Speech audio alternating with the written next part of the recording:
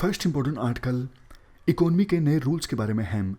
आप general study paper 3 के इस टॉपिक से आर्टिकल को कनेक्ट कर सकते हो। ये सारे पॉइंट्स हम कवर करेंगे इस आर्टिकल को डिस्कस करते वक्त। सबसे पहले हम बात करते हैं कंटेक्स्ट की। देखो, कोविड-19 से पहले भी इंडिया में एक बड़ा वर्ग ऐसा था जिसका इनकम लेवल काफ़ी ज़्यादा लो था, जबकि कोविड-19 आने के बाद सिचुएशन और भी ज़्यादा ख़राब हो गई है। तो आप बोल सकते हो हमारे देश में फ़िलहाल इनकम क्राइसिस है। अगर देखो हम इनकम को देखते हुए लिस्ट बनाएं, जैसे अगर हमारे देश में सबसे ज़्यादा इनकम अंबानी की है तो अंबानी लिस्ट में सबसे ऊपर, और उससे नीचे वो पर्सन जिसकी इनकम अंबानी से कम है। तो लिस्ट कुछ इस प्रकार की बनेगी, पिरामिड बनेगा। और पिरामिड का जो ये बॉटम हाफ है, बॉटम हाफ में जो लोग आते हैं उनका इनकम लेवल हमारे देश में काफ़ी ज़्यादा कम है। तो इस इनकम क्राइसिस को टैकल करने के लिए वेरियस इकोनॉमिस्ट के द्वारा 3 सॉल्यूशंस बताए जाते हैं। सबसे पहले फ्री अप द मार्केट्स, यानी मार्केट को फ्री अप कर दो। दूसरा, इम्प्रूव द प्रोडक्टिविटी। तीसरा, टेक्नोलॉजी को अप्लाई करना। इन तीनों को एक एक करके हम डिस्कस करेंगे। राइटर ये कहते हैं इकोनॉमी के जो ये रूल्स हैं जिनकी सहायता से वेरियस एक्सपर्ट्स के अनुसार इनकम क्राइसिस को टैकल किया जा सकता है। आवश्यकता ये है कि इन तीनों रूल्स को फिलहाल की सिचुएशन देखते हुए री एग्जामिन किया जाए। तो एक एक करके इन तीनों रूल्स को हम एग्जामिन करते हैं। सबसे पहले बात करते हैं फ्री अप द मार्केट्स। इस रूल में ये कहा जाता है वेरियस इकोनॉमिक एक्सपर्ट्स के द्वारा कि कोई भी प्रोडक्ट या फिर सर्विस हो उसके लिए आप मार्केट को फ्री कर दो। जैसे देखो, एग्रीकल्चर प्रोडक्ट्स हैं।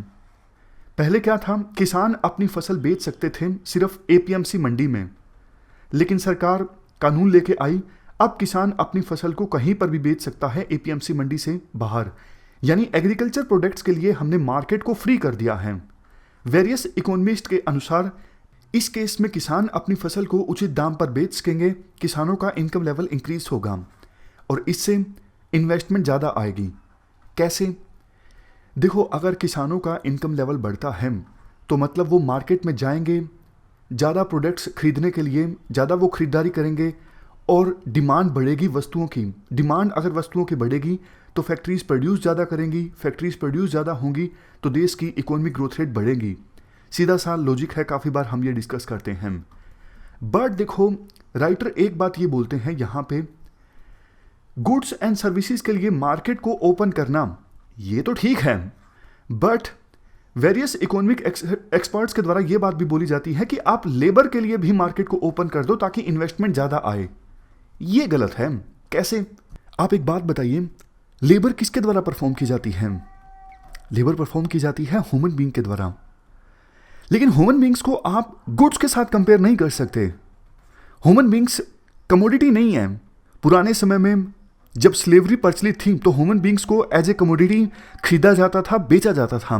बड़ी मुश्किल से स्लेवरी खत्म हुई है। तो अब ये कहना कि मार्केट को आप पूरी तरह से ओपन कर दो लेबर के लिए, ये गलत है।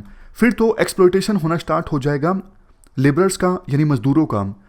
तो ऐसी कंडीशन में सरकार का ये दायित्व बनता है लेबर के लिए मार्केट को पूरी तरह से ओपन ना किया जाए। अब बात करते हैं दूसरे रूल की। दूसरा रूल क्या है, याद कीजिए, इंप्रूव द प्रोडक्टिविटी। सबसे पहले आप मुझे ये बताइए कि प्रोडक्टिविटी से आप क्या समझते हो।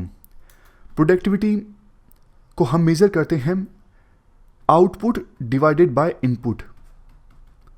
सिंपल सा एग्जांपल आपको बताता हूं। मान लीजिए एक वर्कर एक दिन में 1 यूनिट दीवार बनाता है, एज कंपेरिजन टू 2 वर्कर एक दिन में 1 यूनिट दीवार बनाते हैं। दोनों एग्जाम्पल्स में प्रोडक्टिविटी कौन से केस में ज़्यादा है? पहले केस में दीवार उतनी ही बनी, समय भी उतना ही लगा, लेकिन पहले केस में 1 वर्कर ने दीवार बना ली और दूसरे केस में 2 वर्कर्स ने सेम काम किया सेम समय में। इसका मतलब दूसरे केस वाले जो 2 वर्कर्स थे उनकी प्रोडक्टिविटी अच्छी नहीं थी as comparison to first case वाला वर्कर जिसने उतने ही समय में उतनी ही दीवार बना दी। तो प्रोडक्टिविटी को हम मेजर करते हैं टोटल कितना काम हुआ है divided by number of workers ने काम किया है, टाइम कांस्टेंट है। ठीक इसी प्रकार से अगर किसी देश के संदर्भ में देखें तो प्रोडक्टिविटी हमें मेजर करनी हो तो ऊपर आप लोगे जीडीपी यानी ग्रोस डोमेस्टिक प्रोडक्ट और नीचे आप लोगे number of people in the system. इस प्रकार से आप प्रोडक्टिविटी मेजर कर सकते हो। अब बात आती है प्रोडक्टिविटी को इंप्रूव कैसे करें। देखो, इसके लिए दो स्ट्रेटजी हो सकती हैं। पहली स्ट्रेटजी ये हो सकती है, मजदूरों की संख्या कम करो, यानी वर्कर्स की संख्या कम करो, बट जितने वर्कर हैं उनको अच्छी टेक्नोलॉजी दो, अच्छी मशीन्स दो। वही एग्जांपल लीजिए, दो मजदूर मिलके एक यूनिट दीवार बना रहे थे, कितने दिन में? एक दिन में। अगर देखो एक वर्कर को निकाल दिया जाए और बचा एक वर्कर, और जो एक वर्कर बच गया उसको अच्छी मशीन दी जाए, उसको बोला जाए कि आप टेक्नोलॉजी का इस्तेमाल करो, तो फिर पहले दो वर्कर मिलके जो दीवार बना रहे थे एक दिन में, उतनी ही दीवार एक वर्कर बना देगा अगर वो लेटेस्ट मशीन्स का इस्तेमाल करेगा, अगर वो लेटेस्ट टेक्नोलॉजी का इस्तेमाल करेगा। तो ये एक स्ट्रेटजी है कि कम मजदूर रखो, कम वर्करों को काम दो, लेकिन जितने काम कर रहे हैं उनको अच्छी टेक्नोलॉजी दो, अच्छे मशीन्स दो। बट राइटर के अनुसार ये स्ट्रेटजी गलत है। क्यों गलत है? इससे तो देखो अनएम्प्लॉयमेंट ज़्यादा आएगा ना। आप निकाल रहे हो मजदूर को काम से, और मशीन्स का इस्तेमाल जो बचे हुए मजदूर हैं उनके द्वारा किया जाएगा। मशीन में over the period of time wear and tear भी तो होगा। मतलब मशीन में आपने इन्वेस्टमेंट की, कुछ टाइम बाद उस मशीन की प्रोडक्टिविटी भी कम हो जाएगी, मशीन खराब भी होगी, रिपेयर का भी खर्चा आएगा। तो राइटर इसके अपेक्षाकृत दूसरी स्ट्रेटजी सजेस्ट करते हैं। दूसरी स्ट्रेटजी क्या है? दूसरी स्ट्रेटजी ये है कि दो मजदूर जो मिलके दीवार बना रहे थे एक दिन में, उन दो मजदूरों की स्किल बिल्डिंग की जाए कि भैया आप ऐसे दीवार मत बनाइए, थोड़ा इस प्रकार से आप काम कीजिए, जल्दी काम हो सकता है। आप दीवार बनाने के लिए जो ये रॉ मटेरियल तैयार कर रहे हो, जो सीमेंट का लेप होता है जिसे तैयार किया जाता है, वो आप इस तरीके से तैयार कीजिए, जल्दी तैयार हो जाएगा। तो मतलब उनकी कैपेसिटी बिल्डिंग करना, ताकि वही दो मजदूर ज़्यादा जल्दी से काम कर सकें। वो पहले दो मजदूर एक दिन में एक यूनिट दीवार बना रहे थे, तो उनमें अगर इन्वेस्ट किया जाएगा, उनको अगर सिखाया जाएगा, तो वही दो मजदूर एक दिन में 2 यूनिट दीवार बना देंगे। समझ गए? तो ये एक तरीका है, राइटर के अनुसार ये तरीका अच्छा है। 1960s में, 1970s में जापानीज कंपनीज ने कॉस्ट कम करने के लिए, प्रोडक्ट्स की क्वालिटी को इंप्रूव करने के लिए यही तरीका अपनाया था। उन्होंने वर्कर्स के साथ लाइफ लॉन्ग कॉन्ट्रैक्ट साइन कर लिया था कि आप यहीं पर हमारे यहाँ पर काम करोगे, और सैलरी संबंधी चीज़ें भी पहले से डिसाइड कर ली गई थी। तो जब जापानीज कंपनीज को एक बार ये भरोसा हो गया कि हमारे वर्कर्स हमारी कंपनी को छोड़ के नहीं जाएंगे, तो उसके बाद जापानीज कंपनीज ने वर्कर्स में इन्वेस्ट करना स्टार्ट किया, उनको सिखाना स्टार्ट किया, क्योंकि उनको पता था कि वर्कर्स हमारी ही कंपनी में काम करेंगे तो उनको सिखाया जाएगा, तो इससे ऑर्गेनाइजेशन की प्रोडक्टिविटी ही इंप्रूव होगी। तो इस तरीके को कहा जाता है टोटल क्वालिटी मैनेजमेंट। इसके बाद राइटर कहते हैं कि अक्सर ऐसा देखा जाता है कि प्राइवेट कंपनीज कुछ लोगों को हायर करती हैं और काम खत्म होने के बाद बोल दिया जाता है कि भाई आप जाओ, अब आपकी आवश्यकता नहीं है। बात देखो यहाँ पे प्राइवेट कंपनीज के क्रिटिसिज्म की नहीं है, बात प्रोडक्टिविटी की है। गवर्नमेंट ऐसा नहीं कर सकती। विभिन्न देशों के जो सरकारें हैं वो हायर एंड फायर की पॉलिसी नहीं अपना सकती। इसी वजह से जो गवर्नमेंट है वो कम रिक्रूट करती है, और ज़्यादा रिक्रूट कर लेती है तो फिर घाटे में आने की संभावना ज़्यादा रहती है। तो राइटर कहते हैं प्रोडक्टिविटी मेजर करने का जो फॉर्मूला है उसमें फेरबदल की आवश्यकता है। राइटर कहते हैं खास करके डेवलपिंग कंट्रीज़ को, या फिर वो देश जहाँ पर कैपिटल की कमी है, इन्वेस्टमेंट की कमी है, वहाँ पे प्रोडक्टिविटी मेजर की जाए आउटपुट पर यूनिट कैपिटल। पहले प्रोडक्टिविटी कैसे मेजर की जा रही थी? आउटपुट पर यूनिट वर्कर, मतलब पहले नीचे डिनोमिनेटर में वर्कर्स थे, जो पिछला फार्मूला हमने डिस्कस किया था। बट राइटर के अनुसार जब हम प्रोडक्टिविटी निकालें ना, तो हम ये ना देखें कितने वर्कर्स काम कर रहे हैं, हम ये देखें कितना कैपिटल लगा के, कितना पैसा लगा के कितनी प्रोडक्टिविटी आ रही है। इससे ज़्यादा बेहतर ढंग से हम प्रोडक्टिविटी को मेजर कर सकेंगे, ज़्यादा लोगों को एम्प्लॉयमेंट मिलेगा। जापानीज कंपनी ने 1960s में, 70s में यही स्ट्रेटजी अपनाई थी और काफ़ी अच्छी ग्रोथ अचीव की थी। बात आती है इसके बाद तीसरे रूल की। E.F. शुमाकर, इनका नाम आपने सुना होगा, इनकी बुक का नाम है स्मॉल इज ब्यूटीफुल। ऐसा कहा जाता है शुमाकर ऐसे इकोनॉमिस्ट थे जो अपने समय से काफ़ी आगे सोचते थे और उनका काम भी जो है वो ये बोलता है। इन्होंने 1966 में एक ऐसे लिखा था, इंडस्ट्रियलाइजेशन थ्रू इंटरमीडिएट टेक्नोलॉजी। इस ऐसे में शुमाकर जी के द्वारा ये बोला गया, देखो जो डेवलपिंग कंट्रीज है ना, वो कोशिश करते हैं कि वेस्टर्न कंट्रीज जैसी, मतलब डेवलप कंट्रीज जैसी टेक्नोलॉजी को अपनाया जाए वर्क प्लेसेस पे, बट उनकी ये स्ट्रेटजी गलत थी।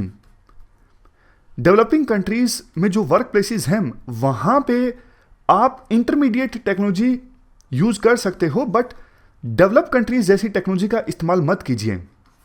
इंटरमीडिएट टेक्नोलॉजी मतलब आज मान लीजिए डेवलपिंग कंट्री में कोई टेक्नोलॉजी इस्तेमाल हो रही है तो आप उसको अपग्रेड करके थोड़ी अच्छी टेक्नोलॉजी का इस्तेमाल कर लीजिए।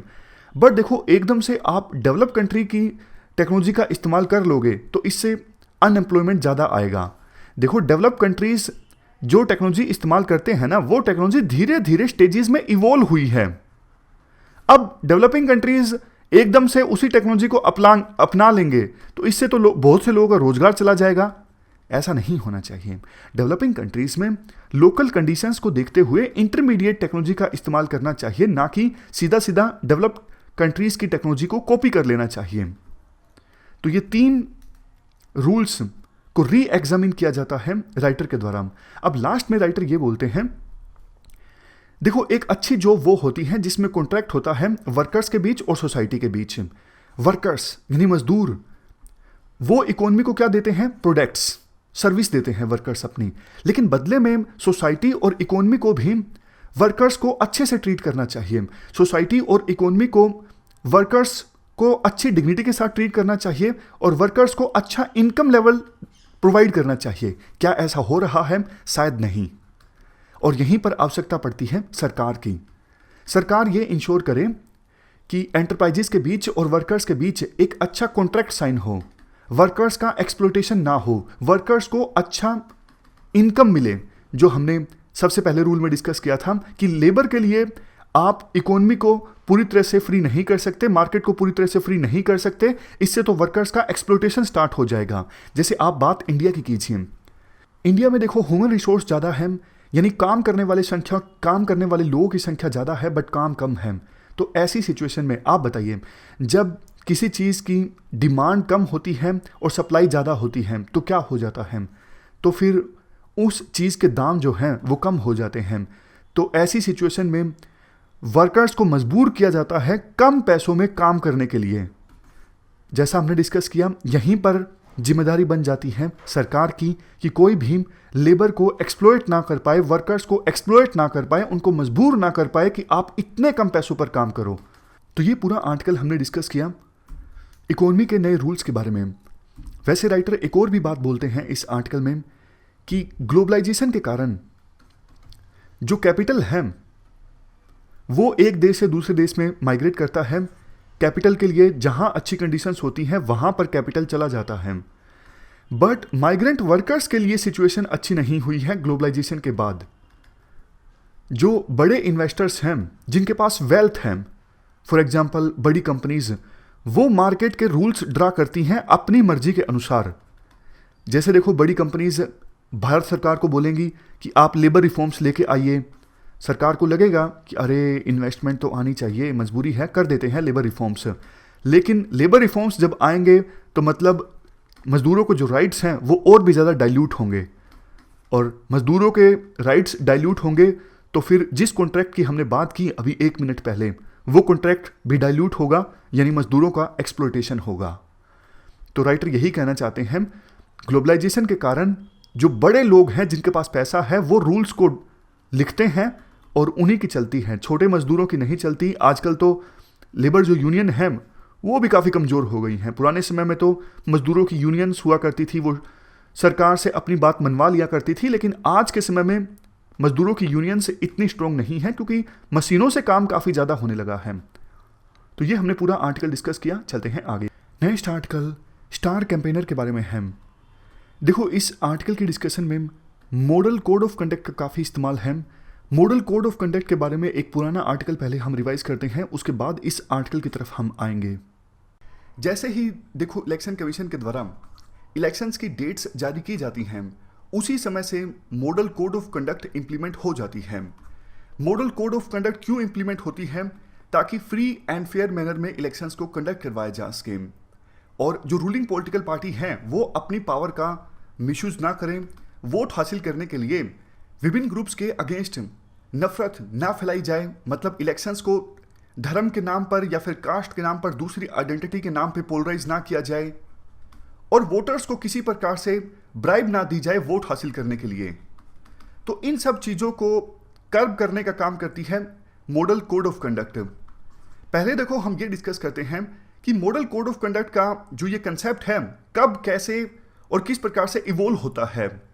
देखो 1960 में, 1960 में इलेक्शंस कंडक्ट होते हैं केरल में।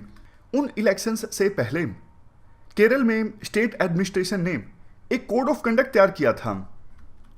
विभिन्न पॉलिटिकल एक्टर्स को और पॉलिटिकल पार्टीज को इस प्रकार से बिहेव करना है इलेक्शंस में ताकि फ्री एंड फेयर मैनर में इलेक्शंस को कंडक्ट करवाया जा सके। ये कब हुआ था? ये 1960 के केरल असेंबली इलेक्शंस के दौरान हुआ था। इस इलेक्शन से पहले स्टेट एडमिनिस्ट्रेशन ने एक कोड ऑफ कंडक्ट तैयार किया था, तो इलेक्शन कमीशन को भी अच्छा लगा।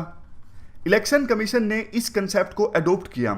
1962 में जब लोकसभा इलेक्शंस कंडक्ट हुए हमारे देश में, तो इलेक्शन कमीशन ने इस कोड ऑफ कंडक्ट को सर्कुलेट किया सभी पॉलिटिकल पार्टीज को और कहा कि आपको इलेक्शंस के दौरान इस कोड ऑफ कंडक्ट के अनुसार बिहेव करना है। तो उस समय जो पॉलिटिकल लीडर्स थे उनको भी लगा कि सही बात है, सही ढंग से इलेक्शंस कंडक्ट करवाने हैं तो हम तैयार हैं इस कोड ऑफ कंडक्ट के हिसाब से चलने के लिए। देखो उस दौरान क्या था, कांग्रेस पार्टी डोमिनेट करती थी, इतना ज़्यादा फीरियस कंपटीशन नहीं था जैसे आज के समय में विभिन्न पॉलिटिकल पार्टीज के बीच सत्ता के लिए कंपटीशन देखने को मिलता है। उस समय इतना कंपटीशन नहीं था, एक पार्टी की डोमिनेंस थी, वो थी कांग्रेस पार्टी। तो कोड ऑफ कंडक्ट को इंप्लीमेंट करने में ज़्यादा परेशानी नहीं आई क्योंकि पॉलिटिकल पार्टीज ने वॉलंटरी एक्सेप्ट कर लिया कोड ऑफ कंडक्ट को। आप कह सकते हो ये एक प्रकार से उस समय के पॉलिटिकल लीडर्स की कमिटमेंट थी फ्री एंड फेयर इलेक्शंस के लिए। लेकिन देखो हालात बदलते हैं। 1967 से कांग्रेस पार्टी का डोमिनेंस खत्म होना स्टार्ट हो जाता है, कई सारी नई पार्टीज भी इमर्ज होकर आती हैं। तो कहने का मतलब है विभिन्न पॉलिटिकल पार्टीज के बीच सत्ता हासिल करने के लिए कंपटीशन जो है बहुत ज़्यादा बढ़ जाता है। जब देखो कंपटीशन बहुत ज़्यादा बढ़ जाता है तो पॉलिटिकल पार्टीज में इस प्रकार की भावना आ जाती है किसी भी कीमत पर सत्ता हासिल करनी है। और ये जो बात है ना, किसी भी कीमत पर, ये पॉलिटिकल पार्टीज को एंकरेज करती है करप्ट इलेक्टोरल प्रैक्टिसेस को अडॉप्ट करने के लिए। और वही हुआ 1967 से लेके 1991 के बीच पॉलिटिकल पार्टीज ने करप्ट इलेक्टोरल प्रैक्टिसेस को अडॉप्ट करना स्टार्ट किया सत्ता हासिल करने के लिए। जैसे वोटर्स को रिश्वत देना, इलेक्शन से पहले बड़े बड़े वादे करना, अगर हम इलेक्शन जीत जाते हैं तो चांद को धरती पर लेके आ जाएंगे, धरती को स्वर्ग बना देंगे, इस प्रकार के बड़े बड़े वादे किए जाने लगे। और कहीं कहीं वोटर्स को धमकाना भी स्टार्ट किया गया पॉलिटिकल पार्टीज के द्वारा, अगर आप हमें वोट नहीं देंगे इसका बदला दिया जाएगा। बूथ कैप्चरिंग की घटनाएं बहुत ज़्यादा होने लगी। और इलेक्शन कमीशन ऑफ इंडिया ने क्या किया? इलेक्शन कमीशन ऑफ इंडिया ने इस प्रकार की चीज़ों का किस प्रकार से जवाब दिया? इलेक्शन कमीशन ऑफ इंडिया ने कोड ऑफ कंडक्ट का नाम चेंज कर दिया। 1969 में इलेक्शन कमीशन ऑफ इंडिया ने कोड ऑफ कंडक्ट का नाम चेंज करके कर दिया मॉडल कोड ऑफ कंडक्ट। और पहले देखो रूलिंग पार्टीज के द्वारा अपनी पावर्स का जो मिसयूज किया जाता था ये शामिल नहीं था मॉडल कोड ऑफ कंडक्ट में, लेकिन रूलिंग पार्टीज के द्वारा मिसयूज ऑफ पावर के सेक्शन को भी ऐड किया गया मॉडल कोड ऑफ कंडक्ट में। लेकिन इससे क्या कुछ फर्क पड़ा? क्या पॉलिटिकल पार्टीज ने करप्ट इलेक्टोरल प्रैक्टिसेस को अपनाना छोड़ दिया? बिल्कुल भी नहीं। देखो इलेक्शन कमीशन ने जो कुछ किया उसका कोई खास फर्क देखने को नहीं मिला और पॉलिटिकल पार्टीज 1967 से लेकर 1991 के बीच करप्ट इलेक्टोरल प्रैक्टिसेस को अपनाती रही। समय समय पर यह भी मांग उठती रहती है। अभी देखो मॉडल कोड ऑफ कंडक्ट का जो कंसेप्ट है ना, किसी लॉ के अंडर नहीं आता है, तो स्टैच्यूटरी बैकिंग मिलनी चाहिए मॉडल कोड ऑफ कंडक्ट को। इस प्रकार की मांग भी समय समय पर उठती रहती है, इवन आज के समय भी उठती है। आज भी मॉडल कोड ऑफ कंडक्ट का जो कंसेप्ट है ना, किसी एक्ट के अंतर्गत या फिर किसी लॉ के अंतर्गत इसे इंप्लीमेंट नहीं किया जाता है। इसके बाद देखो तीसरा फेज स्टार्ट होता है 1991 के बाद। 1991 के बाद इलेक्शन कमीशन ऑफ इंडिया ने नए नए तरीके खोजे मॉडल कोड ऑफ कंडक्ट को इंप्लीमेंट करने के लिए। उस समय देखो चीफ इलेक्शन कमिश्नर थे टी.एन. सेसान। टी.एन. सेसान को देखो पूरा पूरा क्रेडिट जाता है इलेक्शन कमीशन ऑफ इंडिया को रिस्पेक्ट दिलाने का। टी.एन. सेसान ने एक प्रकार से पॉलिटिकल पार्टीज और पॉलिटिकल लीडर्स के मन में डर पैदा कर दिया इलेक्शन कमीशन का। इन्होंने मॉडल कोड ऑफ कंडक्ट को बहुत ही इफेक्टिव ढंग से इंप्लीमेंट करने की कोशिश की। ये तो देखो इलेक्शन को पोस्टपोन कर दिया करते थे। अगर इन्हें लगता था यहां पे मॉडल कोड ऑफ कंडक्ट बहुत ज़्यादा वायलेट हुई है, ये डिसीजन ले लेते थे कि इलेक्शन पोस्टपोन हो गया है यहां पे क्योंकि मॉडल कोड ऑफ कंडक्ट का वायलेशन काफ़ी ज़्यादा हुआ है। टी.एन. सेसान देखो खुलेआम पॉलिटिकल लीडर्स को क्रिटिसाइज कर दिया करते थे, धमका दिया करते थे। तो मीडिया भी उस समय काफ़ी जोश में आ गया कि इलेक्शन कमीशन तो बहुत ही अच्छे ढंग से काम कर रहा है। तो इनकी काफ़ी ज़्यादा तारीफ भी हुई थी उस समय टी.एन. सेसान की। इन्होंने कार्रवाई करना स्टार्ट कर दिया उन लीडर्स के अगेंस्ट जो मॉडल कोड ऑफ कंडक्ट को फॉलो नहीं करते थे। तो पॉलिटिकल लीडर्स और political parties model code of conduct को सीरियस लेना उन्होंने स्टार्ट कर दिया। क्योंकि देखो जब किसी पॉलिटिकल पार्टी पे आरोप लगता था कि इन्होंने मॉडल कोड ऑफ कंडक्ट को फॉलो नहीं किया है, तो जो ओपोजिशन के लीडर्स हैं वो तो इस अपॉर्चुनिटी का फायदा उठाया करते थे ना, और जनता के मन में रिस्पेक्ट कम हो जाया करती थी उस लीडर की। तो इस वजह से पॉलिटिकल लीडर्स ने सीरियस लेना स्टार्ट कर दिया मॉडल कोड ऑफ कंडक्ट को। इससे क्या हुआ, जो करप्ट माल प्रैक्टिसेस एडॉप्ट की जाती थी इलेक्शंस के दौरान पॉलिटिकल पार्टीज के द्वारा, इस प्रकार की करप्ट प्रैक्टिसेस में देखो काफी ज्यादा कमी आई और इलेक्शन कमीशन की रिस्पेक्ट जो थी वो काफी ज्यादा बढ़ गई थी। अब लास्ट में हम बात करते हैं चौथे फेज की।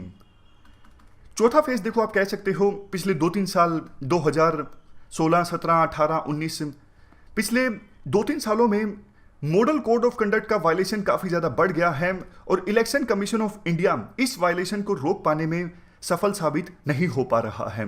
नई नई फॉर्म्स में मॉडल कोड ऑफ कंडक्ट का वायलेशन हो रहा है। मतलब पॉलिटिकल पार्टीज नए नए तरीके अपना रही हैं सिर्फ और सिर्फ इलेक्शन जीतने के लिए। जैसे एक है वोटर ब्राइबरी।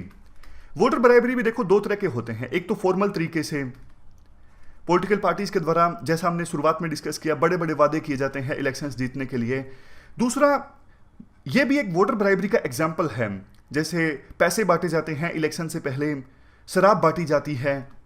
और इसे रोक पाना आसान नहीं होता क्योंकि बहुत सारी जगहों पर ऐसा चलता है, हर गांव में चलता है और हर टाउन में चलता है, अलग अलग इलाकों में चलता है।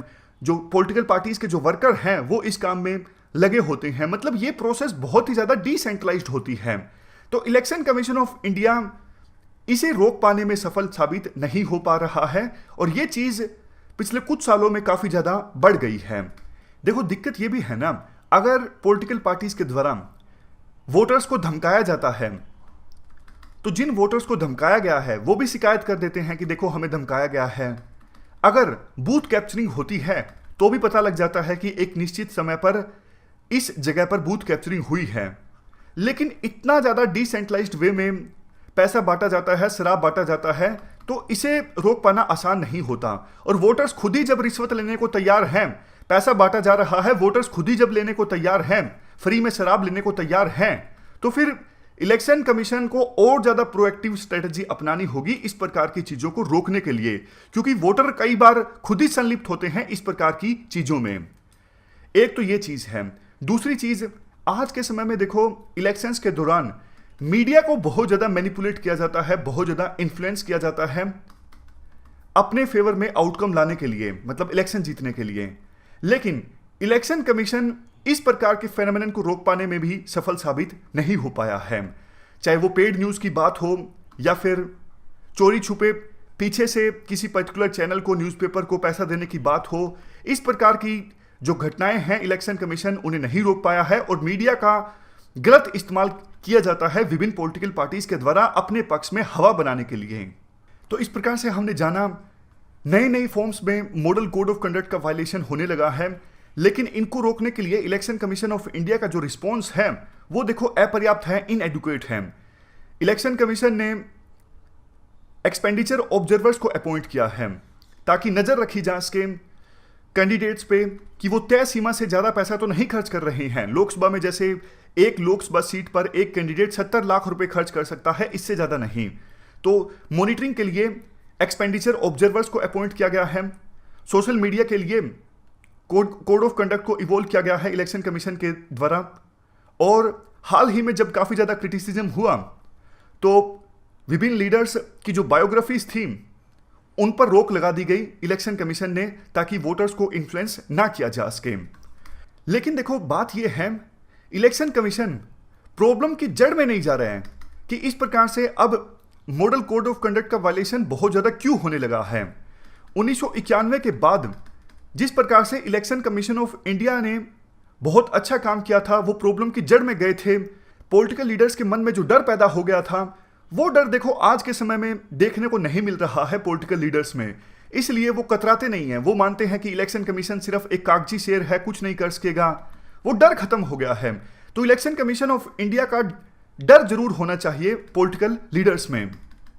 और देखो चिंता की बात यह भी है कि इलेक्शन कमीशन ऑफ इंडिया के पास पहले कैपेसिटी हुआ करती थी, वो एक्शन लिया करते थे अगर कोई पॉलिटिकल लीडर गलत स्टेटमेंट देता था किसी पर्टिकुलर कम्युनिटी के अगेंस्ट, या फिर इलेक्शंस को पोलराइज करने की कोशिश की जाती थी। लेकिन आज के समय में देख लो आप किस प्रकार से जो बड़े पॉलिटिकल लीडर्स हैं खुले आम गलत स्टेटमेंट्स देते हैं, झूठी स्टेटमेंट्स देते हैं, लेकिन फिर भी इलेक्शन कमीशन ऑफ इंडिया कुछ नहीं कर पा रहा है। हालांकि देखो राइटर ने शायद आर्टिकल पहले लिख दिया था, कल की बात है, इलेक्शन कमीशन ने एक्ट करते हुए आजम खान, मायावती, योगी आदित्यनाथ, मेनका गांधी, इनको प्रचार करने से रोक दिया है। किसी को 2 दिन से प्रचार करने के लिए रोक दिया है, किसी को 3 दिन तक प्रचार करने से रोक दिया है। लेकिन इलेक्शन कमीशन ऑफ इंडिया काफ़ी देर से हरकत में आया और सुप्रीम कोर्ट ने क्रिटिसाइज किया था इलेक्शन कमीशन को कि भाई आप हाथ पर हाथ धरे बैठे हुए हो और खुलेआम मॉडल कोड ऑफ कंडक्ट की धज्जियां उड़ाई जा रही हैं पॉलिटिकल लीडर्स के द्वारा। तो इतना सारा क्रिटिसिज्म हो रहा था इलेक्शन कमीशन का, तब जाके इलेक्शन कमीशन जागा और इलेक्शन कमीशन ने बड़े पॉलिटिकल लीडर्स को बैन किया 2 या फिर 3 दिन तक प्रचार करने से रोकने के लिए। जब देखो इलेक्शन कमीशन ऑफ इंडिया कमजोर होता है ना, तो फिर और दूसरे आरोप भी आने लगते हैं। जैसे ईवीएम का जो आरोप है वो निराधार है, लेकिन इलेक्शन कमीशन ऑफ इंडिया फिलहाल कमजोर है, इसलिए जो अपोजिशन पार्टीज हैं वो बेतुके आरोप भी लगा देती हैं। लास्ट में बोला जाता है, देखो किसी भी सफल डेमोक्रेसी के लिए फ्री एंड फेयर मैनर में इलेक्शंस का कंडक्ट होना बहुत ज़्यादा जरूरी है। और हमारे देश में फ्री एंड फेयर इलेक्शंस को कंडक्ट करवाने में मॉडल कोड ऑफ कंडक्ट की खास भूमिका होती है। यह हमारा ही इनोवेशन है, मतलब दूसरे देशों में मॉडल कोड ऑफ कंडक्ट का कोई कंसेप्ट नहीं है। लेकिन पिछले कुछ समय में पॉलिटिकल लीडर्स की, पॉलिटिकल पार्टीज की कमिटमेंट जो है फ्री एंड फेयर इलेक्शंस के प्रति वो काफ़ी ज़्यादा कम हुई है। तो ऐसी सिचुएशन में इलेक्शन कमीशन ऑफ इंडिया का डर होना चाहिए पॉलिटिकल लीडर्स में कि अगर वो मॉडल कोड ऑफ कंडक्ट को फॉलो नहीं करेंगे तो इलेक्शन कमीशन ऑफ इंडिया हमारे खिलाफ एक्शन लेगा। लेकिन ये जो डर है वो खत्म हो गया है। इलेक्शन कमीशन ऑफ इंडिया को इफेक्टिव स्ट्रेटजी अपनानी होगी ताकि मॉडल कोड ऑफ कंडक्ट को इफेक्टिवली इंप्लीमेंट किया जाए और पॉलिटिकल पार्टीज या फिर पॉलिटिकल लीडर्स जो हैं जिनकी कमिटमेंट नहीं है फिलहाल फ्री एंड फेयर इलेक्शंस के प्रति, उसको काउंटर किया जाए। ये पूरा आर्टिकल हमने डिस्कस किया मॉडल कोड ऑफ कंडक्ट के बारे में। चलते हैं आगे। तो ये हमने पूरा आर्टिकल डिस्कस किया मॉडल कोड ऑफ कंडक्ट से संबंधित। अब आते हैं आज के आर्टिकल की तरफ जो कि है स्टार कैंपेनर से संबंधित। ये सारे पॉइंट्स हम कवर करेंगे आज की आर्टिकल की डिस्कशन में। सबसे पहले बात करते हैं कंटेक्स्ट की। कंटेक्स्ट क्या है? देखो कमलनाथ जो कि मध्य प्रदेश के पूर्व मुख्यमंत्री हैं, इन्होंने स्पीच देते हुए बीजेपी की एक मंत्री के बारे में स्टेटमेंट दी। आपको बता देता हूँ, मंत्री का नाम था इमरती देवी। तो कमलनाथ जो कि पूर्व मुख्यमंत्री हैं, उन्होंने इमरती देवी को बोल दिया था आइटम, ये क्या आइटम है, मतलब इस प्रकार की उन्होंने कुछ लैंग्वेज का इस्तेमाल किया। तो इस पर काफ़ी कंट्रोवर्सी भी जनरेट हुई, माफ़ी मांगने का प्रेशर बनाया गया कमलनाथ के ऊपर और इलेक्शन कमीशन के पास भी मामला पहुंचा। इलेक्शन कमीशन ने कमलनाथ का एज ए स्टार कैंपेनर, क्योंकि मध्य प्रदेश में बाई इलेक्शन हो रहे थे, तो कमलनाथ का जो स्टेटस था स्टार कैंपेनर के तौर पर उसे रद्द कर दिया। तो कमलनाथ ने इसके खिलाफ सुप्रीम कोर्ट में पिटीशन फाइल की। सुप्रीम कोर्ट ने आदेश दिया कि इलेक्शन कमीशन के पास पावर नहीं है किसी के स्टार कैंपेनर के स्टेटस को रद्द करने की। तो इस पर एक्सपर्ट्स अब बोल रहे हैं कि सुप्रीम कोर्ट ने ये जो फैसला दिया है ये गलत है। पहले तो हम स्टार कैंपेनर के बारे में जानते हैं। ये स्टार कैंपेनर होता कौन है?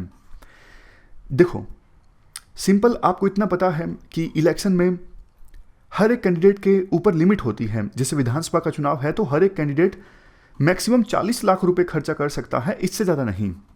तो जैसे ही इलेक्शन अनाउंस होते हैं, मान लीजिए हरियाणा में इलेक्शंस अनाउंस हुए, तो अनाउंसमेंट के 7 दिनों के अंदर हर एक पॉलिटिकल पार्टी को एक लिस्ट सौंपनी पड़ती है कि ये जो लोग हैं वो स्टार कैंपेनर होंगे हमारी पार्टी की तरफ से। अब आपके मन में आया होगा कि क्या फ़ायदा होता है इन स्टार कैंपेनर्स को। मान लीजिए लिस्ट दे दी, बीजेपी ने बिहार इलेक्शन से पहले लिस्ट दे दी इलेक्शन कमीशन को कि हमारी तरफ से ये स्टार कैंपेनर होंगे, तो इन स्टार कैंपेनर का फ़ायदा क्या होगा? देखो, ये स्टार कैंपेनर जब किसी कंस्टिट्यूएंसी में जाएंगे ना, जैसे मान लीजिए स्टार कैंपेनर है प्रधानमंत्री मोदी, वो बिहार में किसी कॉन्स्टिट्यूएंसी में गए हैं प्रचार करने के लिए, तो प्रधानमंत्री मोदी की जो रैली है उस रैली में बहुत ज़्यादा खर्चा हुआ है, 50 लाख रुपए तो एक रैली में ही खर्च हो गए। तो वो पैसा फिर कैंडिडेट की एक्सपेंडिचर लिमिट में ऐड नहीं होगा। सिंपल कहने का मतलब ये है, कैंडिडेट के ऊपर वैसे तो लिमिट होती है कि आप इतने इससे ज़्यादा पैसा नहीं खर्च कर सकते चुनाव प्रचार के दौरान, बट स्टार कैंपेनर्स जब प्रचार के लिए जाते हैं उस कैंडिडेट की कंस्टिट्यूएंसी में, तो वो खर्च कैंडिडेट के अकाउंट में नहीं जाता, वो पार्टी के अकाउंट में जाता है। ये फायदा होता है स्टार कैंपेनर का। इसके अलावा देखो, स्टार कैंपेनर के लिए इलेक्शन कमीशन और भी सुविधाएं देता है, जैसे सिक्योरिटी संबंधित, मूवमेंट संबंधित। तो इसीलिए ये स्टार कैंपेनर का प्रोविजन होता है।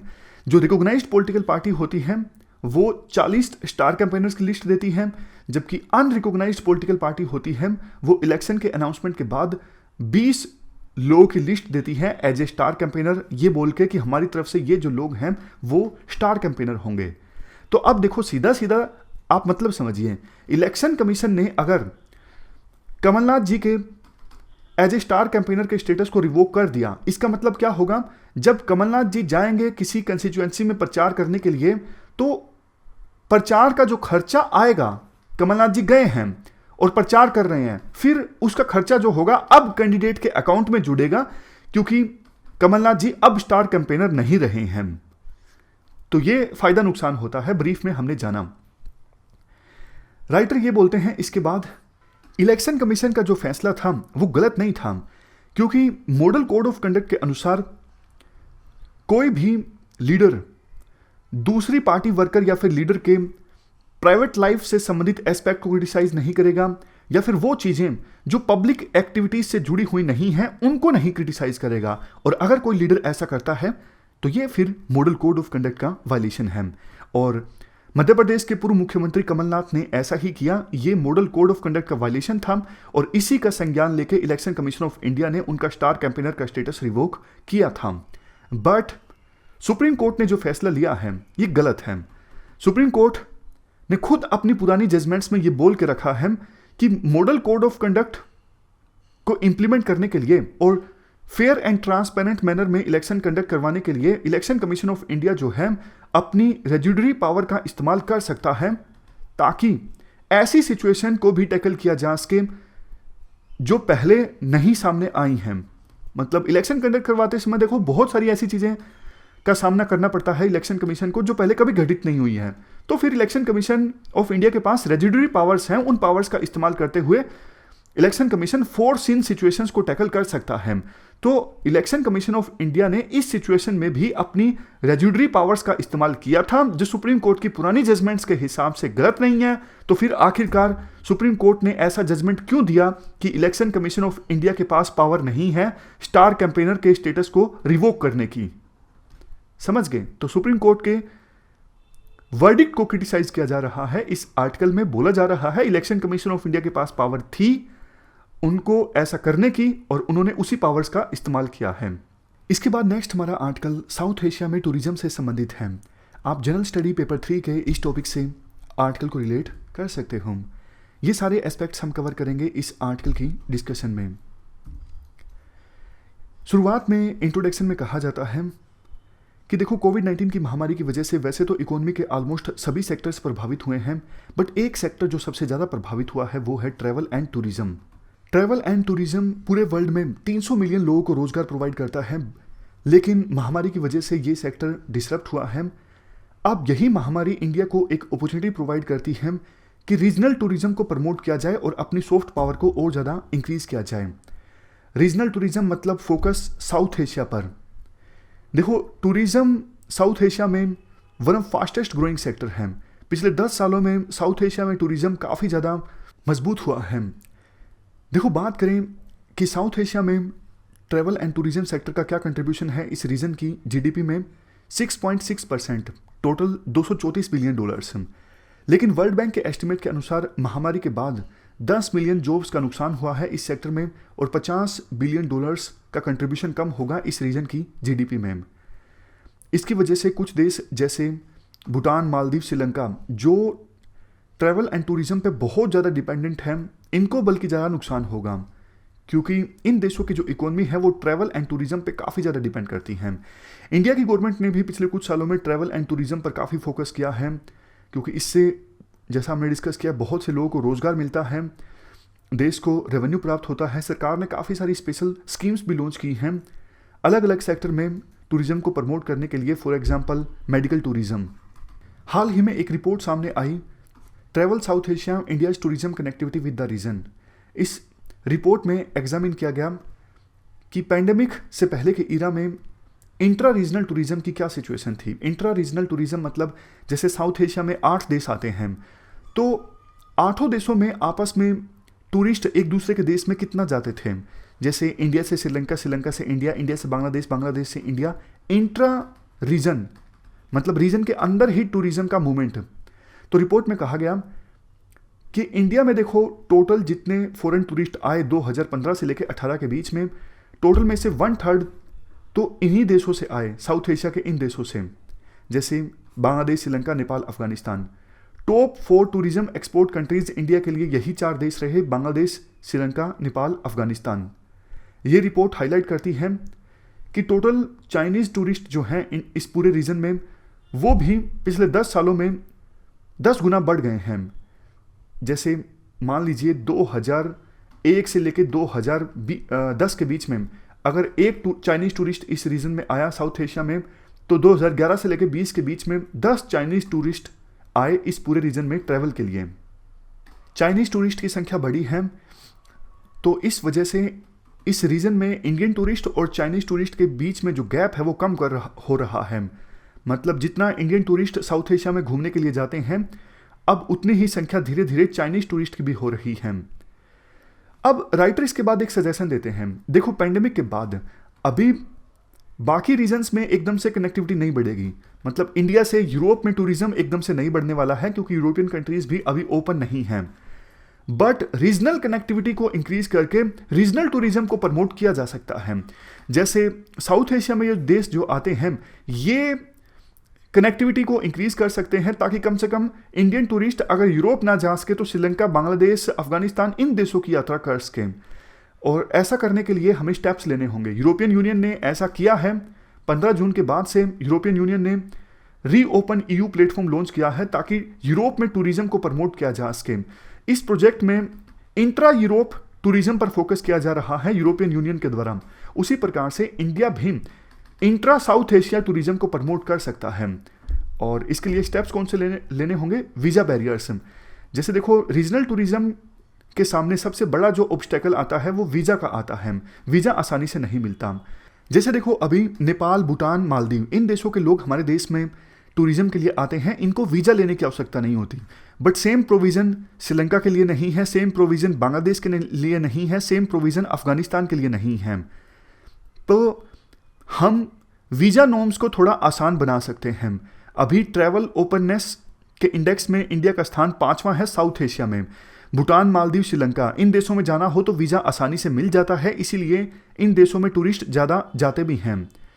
तो इंडिया को आवश्यकता ये है वीज़ा संबंधित रूल्स को एक बार फिर से रिविजिट किया जाए, ताकि और ज़्यादा आसान रहे टूरिस्ट का इंडिया में आना। नेक्स्ट सजेशन है लिबरलाइजेशन ऑफ ट्रैवल एग्रीमेंट्स।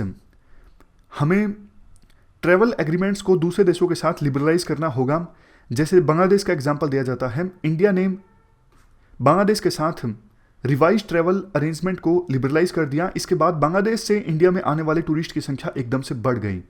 2014 में 80% तक बांग्लादेशी टूरिस्ट की जो संख्या थी वो बढ़ गई और 2018 आते आते साउथ एशिया से जो टूरिस्ट इंडिया में आ रहे थे, हर 4 में से 1 टूरिस्ट बांग्लादेश से ही था।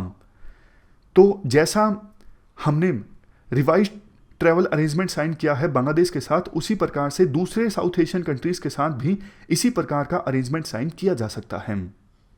लास्ट में सजेशन ये दिया जाता है, देखो महामारी आने के बाद डिजिटाइजेशन पे काफ़ी ज़्यादा फोकस है विभिन्न देशों का। ठीक उसी प्रकार से साउथ एशिया में इंडिया का जो बॉर्डर लगता है दूसरे देशों के साथ, बॉर्डर पर डिजिटल इंफ्रास्ट्रक्चर को इंक्रीज़ किया जाए, डिजिटल इंफ्रास्ट्रक्चर ज़्यादा इस्तेमाल हो, खास करके नेपाल, भूटान, इन देशों से जो मूवमेंट होती है तो यहाँ पर डिजिटल इंफ्रास्ट्रक्चर का इस्तेमाल किया जाए और क्रॉस बॉर्डर जो मूवमेंट्स होती हैं उनको रजिस्टर किया जाए ताकि टूरिस्ट को अच्छे से ट्रैक किया जा सके। इससे चीज़ें और भी ज़्यादा आसान हो जाएंगी। तो ये सारे सजेशंस राइटर के द्वारा दिए जाते हैं इंट्रा रीजनल टूरिज्म को प्रमोट करने के लिए। हमारी आज की इस डिस्कशन में इतना ही है। आज हमने 3 इश्यूज़ को डिस्कस किया। Thank you very much for discussion.